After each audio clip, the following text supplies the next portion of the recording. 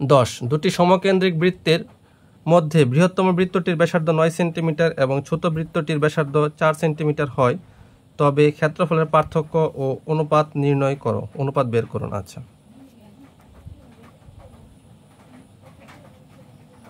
আচ্ছা, এটা হচ্ছে 4 আর এটা হচ্ছে কত 9, ঠিক আছে।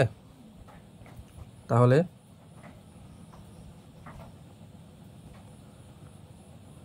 ছোট বৃত্তের ক্ষেত্রফল, ছোট বৃত্তের ক্ষেত্রফল কত হচ্ছে পাই আর স্কয়ার। তাহলে পাই ইন্টু 4 স্কয়ার, তাহলে কত হয় 16 পাই, ঠিক আছে।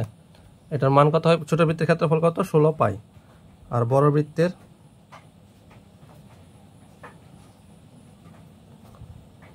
পাই আর ড্যাশ স্কয়ার।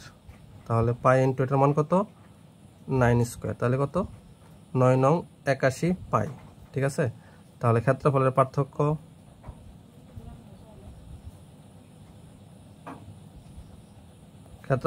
কত 81 পাই মাইনাস হচ্ছে 16 পাই সমান হচ্ছে কত 65 পাই। আচ্ছা, আর বলছে কি অনুপাত বের করানো হয়েছে তাদের, মানে ক্ষেত্রফলের অনুপাত। হ্যাঁ,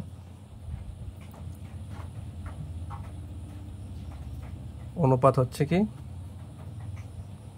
81 পাই ভাগ হচ্ছে 16 পাই, মানে 81 পাই অনুপাত 16 পাই। কারণ কি বৃত্তের ব্যাসার্ধ তার দ্বিগুণ, মানে বর্গের সমান হচ্ছে কি অনুপাত হয়, 81 পাই অনুপাত 16 পাই, এটা হচ্ছে আনসার।